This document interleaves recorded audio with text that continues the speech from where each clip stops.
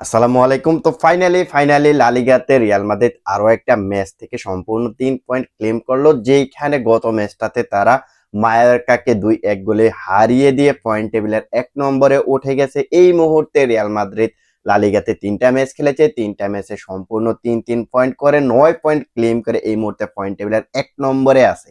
এখন আজকের এই ভিডিওতে আমরা রিয়াল মাদ্রিদের সর্বশেষ ম্যাচটা নিয়ে কথা বলার ট্রাই করব। এক্সাক্টলি রিয়াল মাদ্রিদ কোন স্ট্র্যাটেজিতে ফুটবল খেলেছে সেই বিষয়টা নিয়ে কথা বলার ট্রাই করব। দেখুন, প্রথমত আমরা যদি স্ট্র্যাটেজির কথা বলি তাহলে দেখতে পারবো যে এই ম্যাচটাতে রিয়াল মাদ্রিদ ফার্স্ট হাফে যেভাবে হাই প্রেস করে ফুটবল খেলছে, সেকেন্ড হাফটাতে কিন্তু এত বেশি আমরা দেখতে পাই নাই। ফার্স্ট হাফে আমরা দেখতে পেয়েছি যে কিলিয়ান এমবাপ্পে এবং ভিনিসিয়াস জুনিয়রকে কেন্দ্র করে রিয়াল মাদ্রিদ গেম প্ল্যানটা সাজাইছে, যেখানে আপনি দেখতে পারবেন যে ওই লেফট সাইডটা দিয়েই বেশি আক্রমণের সূচনা করেছে রিয়াল মাদ্রিদ, যেখানে আপনি ফার্স্ট হাফের পুরোটাই, আপনি যদি এখন রিয়াল মাদ্রিদের ফার্স্ট হাফের 10টা আক্রমণ দেখেন তাহলে দেখতে পারবেন যে 8 থেকে 9টা আক্রমণই কিন্তু রিয়াল মাদ্রিদ করেছে লেফট সাইড থেকে। অর্থাৎ এই ম্যাচটাতে আমরা দেখছি যে ভিনিসিয়াস জুনিয়র এবং কিলিয়ান এমবাপ্পেকে বেশি প্রায়োরিটি দেওয়া হয়েছে। এই দুইটা প্লেয়ারকে কেন্দ্র করে কিন্তু রিয়াল মাদ্রিদ গেম প্ল্যানটা সাজাইছে, যেখানে আমরা দেখতে পাইছি যে ভিনিসিয়াস জুনিয়র লেফট সাইড থেকে একটা গোলও করেছেন। আবার আমরা দেখতে পাইছি যে কিলিয়ান এমবাপ্পে লেফট সাইড থেকে ভালো মানের ফুটবল খেলছে, যেখানে অনেকগুলা রান করছে। যদিও এই প্লেয়ারটা এই ম্যাচটাতে দুইটা গোল তার ডিসঅ্যালাউড হয়ে গেছে, যেখানে দুইটা গোল তার বাতিল হয়ে গেছে অফসাইডের কারণে। দেখেন, আজকে রাত্রে যদি কিলিয়ান এমবাপ্পে ঘুমাইতে যায়, স্বপ্নেও কল্পনা করবে হঠাৎ করে ঘুম থেকে উঠবে দুইটা গোল মিস।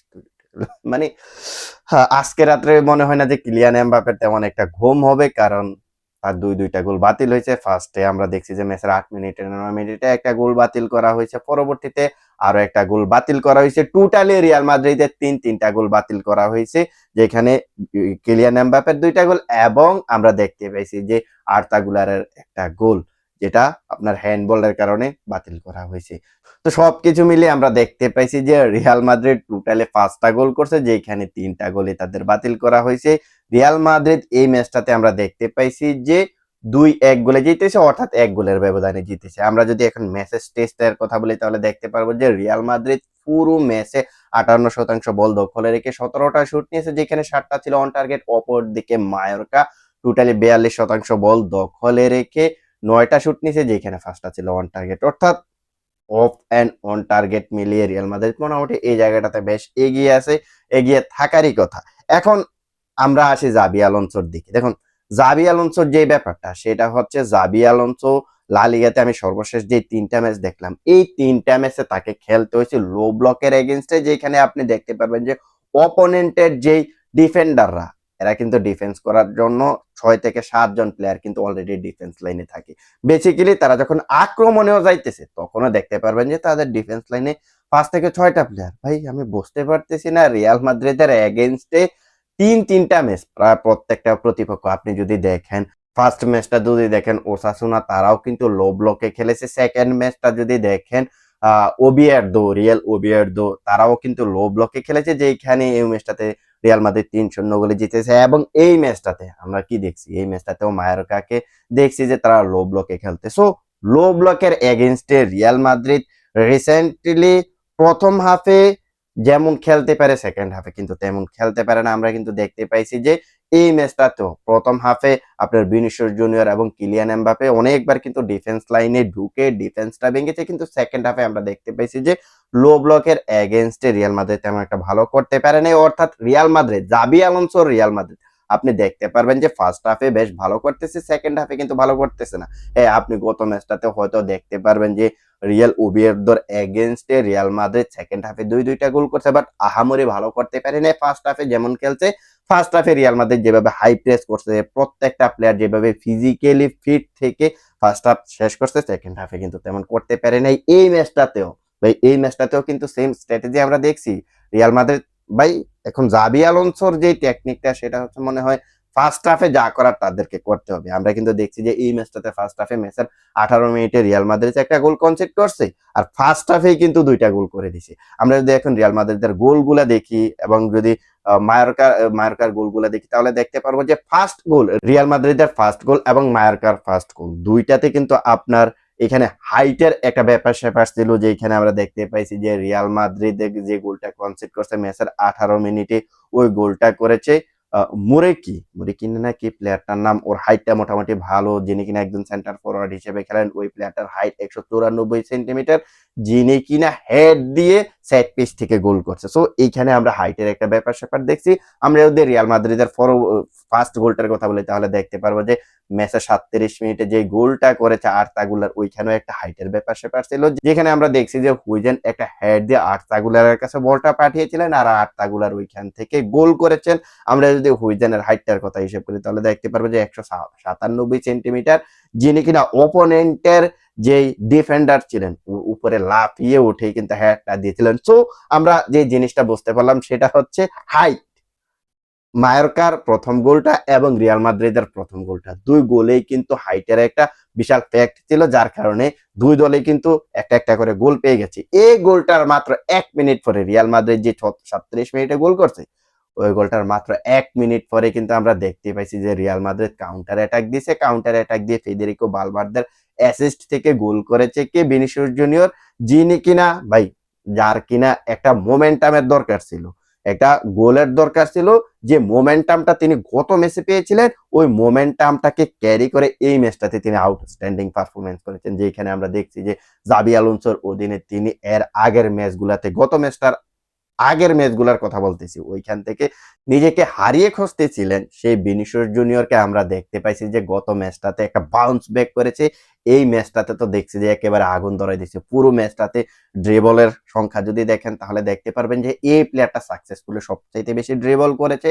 আপনি যদি চান্স ক্রিয়েটের কথা বলেন তাহলে দুইটা চান্স ক্রিয়েট করেছে। যে গোলটা করেছে ভাই, গোলটা যেভাবে আমরা দেখলাম যে তিনি লেফট সাইড থেকে দৌড়ে গিয়ে হাফ স্পেসে ঢুকেছেন, হাফ স্পেস থেকে যেভাবে দুজন প্লেয়ারকে ড্রিবল করে বাম পায়ে ফিনিশিংটা দিয়েছেন, এমন ধরনের ফিনিশিং কিন্তু আমরা ভিনিসিয়াস জুনিয়রের কাছ থেকে অনেক দিন ধরে দেখি না। তিনি তো গোলই করতে পারতেছিলেন না। সো এইখান থেকে আমরা এখন ভিনিসিয়াস জুনিয়রের সামনের যে দিনগুলা রয়েছে, সামনে যে ম্যাচগুলা রয়েছে, ওইখানে হয়তোবা আরো বেশি ভালো পারফরমেন্স দেখতে পারবো। এখন আমরা যদি রিয়াল মাদ্রিদের ডিফেন্স লাইনের কথা বলি তাহলে বলবো যে রক সলিড একটা ডিফেন্স লাইন ছিল রিয়াল মাদ্রিদের। যদিও ওই ম্যাচের 18 মিনিটে যে গোলটা কনসিড করছে সেট পিসে, ওই জিনিসটা বাদ দিলে আপনি পুরো ম্যাচটাতে দেখতে পারবেন যে Real Madrid defensively rock solid একটা ডিফেন্স উপহার দিয়েছে আমাদেরকে। যেখানে আমরা দেখতে পাইছি যে ভাই, যে যখন একটা সময় রিয়াল মাদ্রিদ ম্যাচের 61 মিনিটে না 62 মিনিটে 2-1 গোলে এগিয়েছিল, তখন একটা গোল কনসিডি করে মানে গোল খেয়েই ফেলতেছিল। ওই মোমেন্টে আমরা দেখছি যে আলভারো ক্যারারাস, যিনি কিনা গোল লাইন ক্লিয়ারেন্স করেছে, ভাই কোথায় থেকে এসেছে সে বলটা ক্লিয়ার করছে, মানে আনবিলিভেবল, আপনি বিলিভ করতে পারবেন। আমি তো মনে করছি গোল, বাট আলভারো ক্যারারাস তিনি গোলটা ক্লিয়ার করে দিলেন। এখান থেকে রিয়াল মাদ্রিদ বেঁচে গেল। আর আমি যদি এখন আর্নল্ডের কথা বলি তাহলে দেখতে পারবো যে ভাই, সেও কিন্তু কুশাল মোমেন্টে কিছু কিছু ট্যাকেল করেছে, যেই ট্যাকেল গুলা যদি সে সাকসেসফুল করতে না পারতো তাহলে রিয়াল মাদ্রিদের জন্য বিপদ হইতে পারতো। আবার আমি এই জায়গাটাতে আরো একটা প্লেয়ারের কথা বলতে চাই, যে প্লেয়ারটার নাম হচ্ছে চুয়েমিনি ভাই। আউটস্ট্যান্ডিং এই প্লেয়ারটা রিয়াল মাদ্রিদের হয় বিগত লাস্ট কয়টা ম্যাচে, মানে ফিফা বিশ্বকাপের পরে এখনো পর্যন্ত রিয়াল মাদ্রিদ লা লিগাতে যে ম্যাচগুলা খেলছে সবগুলাতে আউট ক্লাস। মানে আপনি যদি ওরে যদি 10 আউট অফ 10 রেটিংও দেন, হয়তো মানে আমার কাছে মনে হয় না যে বেশি কিছু বলা হবে। যদিও এইখানে ফোর্থ রেটিং অনুযায়ী তার রেটিংটা সম্ভবত 7.2 কিংবা 3, তবে আমার কাছে মনে হয় যে প্লেয়ারটা এই ম্যাচটাতে অন্তত পক্ষে 10 আউট অফ 10 রেটিং পাওয়ার জন্য মানে প্রাপ্য, আমার কাছে অন্তত পক্ষে মনে হয়। কারণ তিনি লাস্ট মুহূর্তে এসে তিনি যেভাবে ম্যাচের 65 মিনিটে না 66 মিনিটে যেভাবে ট্যাকেল করে রিয়াল মাদ্রিদকে বাঁচাইছে ভাই, ওইগুলা যদি করতে না পারতো তাহলে হয়তো রিয়াল মাদ্রিদ এই ম্যাচটা হারতেও পারতো। যেমন আমি কারারাসের কথা বলেছি, আমি এইখানে আর্নল্ডের কথা বলেছি এবং চুইমিনের কথা বলেছি। এই তিনটা প্লেয়ার যেভাবে ডিফেন্সিভলি ট্যাকেল করছে, ওই ট্যাকেল গুলা যদি করতে না পারতো তাহলে এই ম্যাচটাতে রিয়াল মাদ্রিদ 3 পয়েন্ট তো পেতই না, পয়েন্ট হারানোর সম্ভাবনাও কিন্তু ছিল। মায়োরকা কিন্তু যথেষ্ট পরিমাণ ভালো ফুটবল খেলছে, তারা ডিফেন্সিভলি যেভাবে খেলছে, অফেন্সিভলি কাউন্টার অ্যাটাকও কিন্তু বেশ ভালো করেছে। সো সবকিছু মিলিয়ে এই ম্যাচটা থেকে আমরা সম্পূর্ণ 3টা পয়েন্ট ক্লেম করেছি। আরেকটা বিষয় হচ্ছে ফেদেরিকো ভালভার্দে, ভাই ওরে নিয়ে তো বেশি কিছু বলার নাই, আপনারা সবাই জানেন ফেদেরিকো ভালভার্দে কেমন টাইপের ফুটবলার। এই ম্যাচটাতেও জাস্ট ওয়াও খেলছে। আবার সাবস্টিটিউট হিসেবে সাবায়স যখন নেমেছিলেন ডিফেন্সিভ মিডফিল্ডার হিসেবে, তিনিও কিন্তু ডিফেন্সিভ না সেন্টার মিডফিল্ডার হিসেবে যখন নেমেছিলেন, তিনিও মোটামুটি বেশ ভালো করেছেন। এই ম্যাচটাতে আমরা যে জিনিসটা দেখতে পেয়েছি যে ফ্রাঙ্কো মাস্তান্তুনুর খেলাটা শেষের দিকে এসে মোটামুটি একটু ভালো লাগলেও ফার্স্ট টাইমে তিনি তেমন একটা ভালো করতে পারেনি। বাট আই থিংক এই প্লেয়ারটা এখনো রিয়াল মাদ্রিদের স্টার্টিং 11-এ আসার জন্য যথেষ্ট পরিমাণ উপযুক্ত হয় নাই। তো এখন আপনারা যারা আর্জেন্টাইন ফ্যান্স আছেন হয়তোবা আপনাদের বিষয়টা খারাপ লাগতে পারে, বাট ফ্রাঙ্কো মাস্তান্তুনের বিষয়টা যেটা দেখলাম, তিনি পাসিং ফুটবলে আহামরি এখনো ভালো না। হ্যাঁ, তার যে পাসিং অ্যাবিলিটিটা এই ম্যাচে ছিল, 35টা পাস জেনারেট করেছে, যেখানে 31টা ছিল সাকসেসফুল। যেখানে আপনি যদি তার সাকসেসফুল পাসিং রেশিওটা দেখেন তাহলে দেখতে পারবেন যে 89, অর্থাৎ 89.89%। তো এটা দেখে আপনি বলতে পারেন যে এই প্লেয়ারটা তো পাসিং ফুটবলে বেশ ভালো ছিল, বাট কেন এই প্লেয়ারটাকে নিয়ে আপনি বলতেছেন যে পাসিং ফুটবলে তেমন একটা আহামরি ভালো করে নেই? দেখুন, এই প্লেয়ারটার মধ্যে যে জিনিসটা দেখলাম যে সে ফরওয়ার্ড পাস করতে কিছুটা ভয় পাইতেছে। আমি দেখছি যে প্লেয়ারটা মোটামুটি বারবার আপনার ব্যাক লাইনে অর্থাৎ ডিফেন্ডারদের কাছ থেকে ফাস্ট জেনারেট করতেছে। সো মানে আপনার ব্যাক পাস তিনি খেলতেছেন। এই প্লেয়ারটার যে ফরওয়ার্ড পাস গুলা ছিল আহামরি তেমন একটা ভালো ছিল না। সো প্লেয়ারটাকে আরো বেশি তৈরি হইতে হবে। প্লেয়ারটা যেভাবে আপনার ফরওয়ার্ড রান করতে ভয় পাইতেছে, এটা থেকে সরে আসতে হবে। হ্যাঁ, আপনি বলতে পারেন মাত্র ৩টা ম্যাচ খেলেছেন। আমিও মানতেছি প্লেয়ারটা মাত্র ৩টা ম্যাচ খেলেছেন। কিন্তু তাকে রিয়াল মাদ্রিদে টিকে থাকতে হলে, ফার্স্ট 11-এ থাকতে হলে অবশ্যই ভয় পাওয়া চলবে না ভাই। যেমনটা আমরা দেখছি যে তিনি যে শুটটা নিছেন, তিনি কিন্তু এই ম্যাচে ৩টা শুট নিছেন, যেখানে একটা ছিল অন টার্গেট। ওই শুটটা থেকে তিনি গোল হইতে পারত তার, বাট তার ভাগ্যটা খারাপ। এখানে আপনার অপোনেন্টের যে গোলকিপার ছিল তার পায়ে লেগে কিন্তু বলটা ফিরে এসেছে, না হলে কিন্তু তিনি একটা গোল পেয়ে যেতেন। শুটটাও ভালো ছিল, ট্রানটাও ভালো ছিল, ড্রিবলটা মোটামুটি ভালো ছিল। সো ওইখান থেকে যখন বলটা ফিরে এসেছিল, আর্তা গুলার কিন্তু পরবর্তীতে একটা গোল করেছিলেন, যে গোলটা বাতিল করা হয়েছে, তার হাতে লাগছিল, হ্যান্ডবল হয়েছিল। সো এইখানে আমরা দেখছি যে তিনি লাস্টের দিকে এসে যেভাবে ফরওয়ার্ড রান করেছেন, যেভাবে আপনার ড্রিবল করেছেন, এই জিনিসগুলা কিন্তু তার ক্যারি করতে হবে। তিনি যদি বারবার ব্যাক পাস খেলে তাহলে রিয়াল মাদ্রিদের স্কোয়াড থেকে হয়তোবা প্রাথমিক যে তার যে স্টার্টিং ইলেভেনটা রয়েছে, এখনো পর্যন্ত যে 3টা ম্যাচ খেলে 2টা ম্যাচে স্টার্টিং ইলেভেনে এসেছেন, ওই স্টার্টিং ইলেভেনের জায়গাটা হয়তোবা হারাইতে পারে। আচ্ছা, যাই হোক, আর বেশি কিছু বলবো না। এই ম্যাচটা দেখার পরে আমার কাছে অন্তত পক্ষে মনে হইতেছে যে জাবি আলোনসোকে আরো সময় দিতে হবে। জাবি আলোনসোকে অন্তত পক্ষে আরো 4 থেকে 5টা ম্যাচ তাকে সময় দিতে হবে। এই 4 থেকে 5টা ম্যাচে প্লেয়াররা তার যে ট্যাকটিক্স, ওই ট্যাকটিক্সের সঙ্গে মানিয়ে নিবে। যেমনটা আমরা ফার্স্ট হাফে কিন্তু দেখতে পাইছি যে মোটামুটি technically Xabi Alonso rock solid ছিলেন, বাট সেকেন্ড হাফে তেমন একটা ভালো করতে পারে নাই। সো এই কোচটাকে কিন্তু সময় দিতে হবে। প্রত্যেকটা প্লেয়াররা যখন এই কোচের টেকনিকটা বুঝতে পারবে, তখন রিয়াল মাদ্রিদকে আসলে হারানো বেশ টাফ হবে। আমি ছোট ছোট টিমের কথা বলি না, বড় বড় যে টিমগুলা রয়েছে, এই টিমগুলা বড় বড় যে টিমগুলা রয়েছে, যেমন আমি যদি এখন অ্যাটলেটিকো মাদ্রিদের কথা বলি, লা লিগাতে বার্সেলোনার কথা বলি, এখানে গত সিজনে আমরা 4টা ম্যাচ বার্সেলোনার এগেইনস্টে হেরেছি। এই টাইপের টিমগুলা রিয়াল মাদ্রিদকে হারাইতে বেশ বেগ পেতে হবে।